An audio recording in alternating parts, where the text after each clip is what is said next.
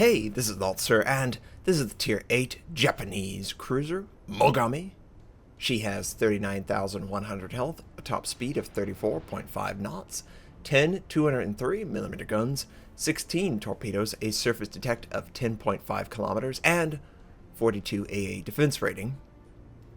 For my modules, reduce crit chance on main armament, faster turret traverse, reduce the chance of flood and fire, improved acceleration, concealment.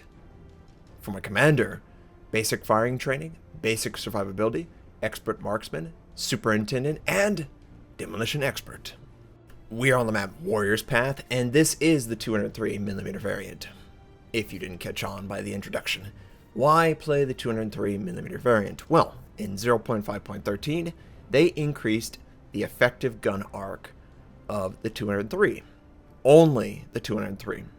They did not touch the 155mm guns, which I prefer because of the high rate of fire and the amount of guns. You really do devastate destroyers very quickly and even set a lot of fires. So how does the 203mm guns feel on this ship after the wider arc? Well, honestly, I couldn't notice it.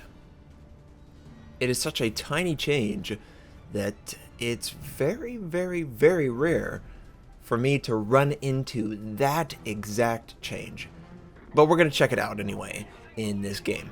Enemy in Leningrad is spotted, and I've got plenty of friendly destroyers that are scouting for me. I just need to provide the damage, and honestly, I do prefer the 155mm, but 203 Japanese cruiser still does an amazing amount of damage to any and all destroyers.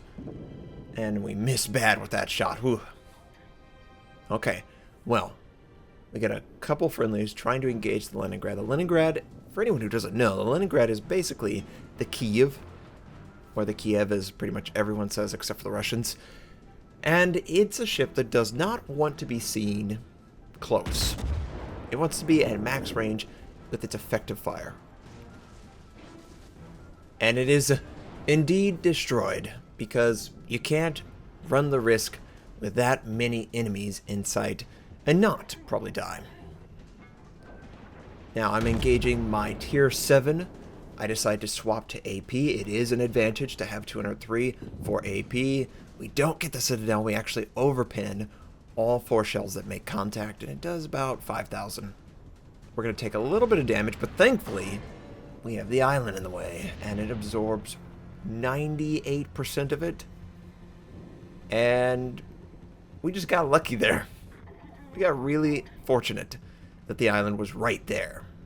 Now, I still have AP loaded. I'm still looking for a waterline shot, and you want to lead more than the recommended indicator for cruisers, because cruisers are going to be moving pretty quick. You saw how quick that guy, I could even have let him more. We do 5,000, 6,000, give or take. He tries to return fire, unsuccessful.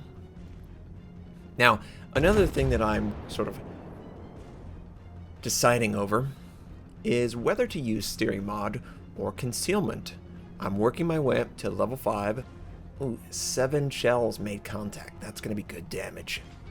I think that was like 5 to 7,000. Yeah, that was a significant amount of damage. If you can hit all your HE shots, you're going to almost equal what you can do with AP, unless, of course, you are able to not overpin and or get a Citadel. That's really going to push you over. And if we could get a fire on him, that would be great. Appears we missed. So, it's a pretty even game right now. Nothing too crazy. The enemy team is actively fighting my team over by A. There was someone who took B, and I am detected by that someone, and oh, it's a Benson. And I'm going to cut quickly. I am ruthless when it comes to hunting down and destroying the Empire. I mean, the destroyers, because the destroyers are a piece of cake. Whenever a destroyer is up, your battleships have to be more cautious. And I was just lucky that I was actually able to turn quick and not hit the island. I know. Maybe another time, right, on that island? Maybe another time. But I'm going to aggressively push into his smoke, and I'm going to use both my aircraft and my hydroacoustic. Why do I use hydroacoustic over defensive fire? Well, the Japanese are honestly garbage with their defensive fire and their AA protection. I've found Hydro to be way more useful, and he's going, oh, that's great. 6,800 points of damage. Yeah, it doesn't really matter that I don't have 155. Sending my torpedoes, trying to avoid possible torpedoes in return. And we're trying to set up our shot, hit every target. Yes, another 7,000. Yeah, Notser, I think 203 is just fine for destroyers. I would tend to agree. I would tend to agree. It seems just fine. And since you can increase the range, why is it really a big deal on the Mogami? Absolutely right. The Mogami strength used to be basic firing training, advanced firing training, and expert marksman all benefited the 155mm variant. More so, or at least equivalent to the 203mm. So you could have higher range, higher rate of fire, and faster turret traverse. Well, they nerfed the turret traverse. They took away the higher rate of fire, the higher range. So what you're left with is a tier 8 ship that has pretty garbage range. A lot of builds I see are very concealment, detectability oriented for that very reason. You have to get close to your target. And that's why I'm trying to work back towards a fairly powerful commander. I really can't compare the ship in its weakened state to what I once played. So I decided to fire on the enemy cruiser, Pensacola. He's out in the open. Friendlies are also doing just that.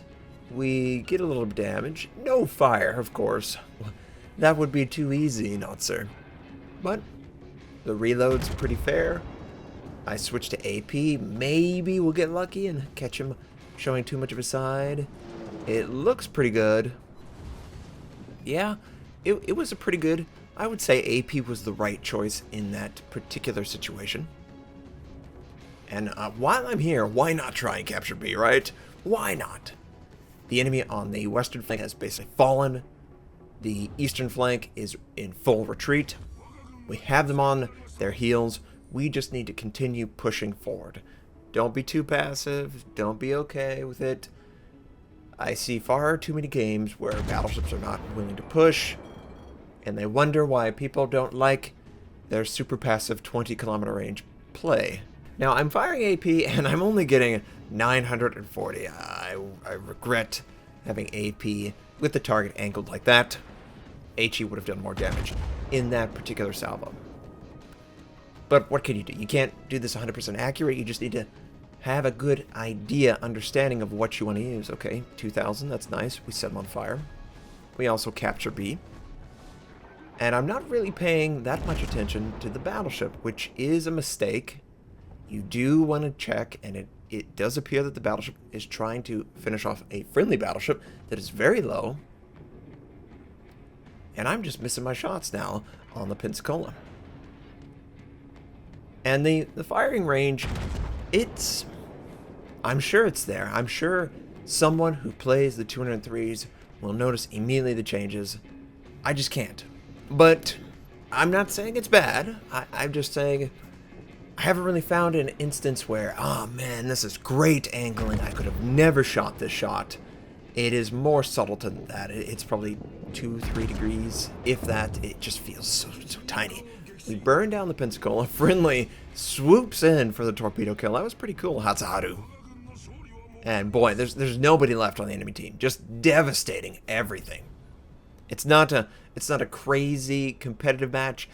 It's just an example of the 203s. That's what I wanted to do. Maybe I should play it more. I love the Mogami. You know, I've called her my ship. She's mine. I made a name for myself playing this ship back in the day. It was devastatingly powerful, and I knew exactly how to use her. And I want to play her more. I enjoy it, even if people don't like her. Maybe there's a better ship, you know, Atago. That's a better ship, right? It's got more torpedo arc. It's got the heal ability. There's just something about the Mogami that I find enjoyable. And I enjoyed this time playing in the 203s. I like the 155s though. So hopefully you could see the gameplay. You could tell if you are interested in going back to the Mogami. I just never found myself in a situation where, yep, I could fire, I can have a little bit better angling. Well, maybe that is the case. The absolute max. Now you see it, the back guns cannot fire at this particular extreme angle, but just a touch more, and we can. So maybe that is a difference between absorbing the damage and not absorbing the damage. The Mogami is kind of notorious for having a citadel that likes to break a lot. So maybe I should just go 203s. I'm honestly crap right now. I need to get better. I need to play within my boundary as a captain. I can't go off trying to absolutely destroy a game because there are better players out there. There's more ships to fill in those gaps for the strength. The Japanese destroyers, I'm very excited to see how those work out because I kind of feel like they've fallen off dramatically, especially at high tier. You have to be able to take care of yourself. Oh, nice. Confederate. It 203 just fine against the destroyer. You don't really need the 155. Oh, he sent his torpedoes. You sneaky. Can we get the kill on this guy? Oh, we just barely missed it. Don't want to hit that torpedoes, of course. Okay, he's taken out. But a 1 to 2 degree change could be the difference between enemies penetrating and bouncing their shells. We earned Confederate, 2 kills, only 64,000 points of damage.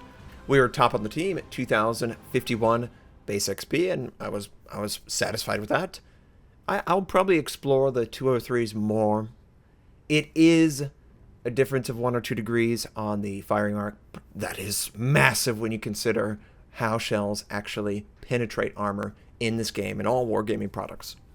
So, I hope this was enjoyable. I hope it was at least gave you an idea of what to expect if you were looking to repurchase it. I hope you have a fantastic day, and I'll catch you next time.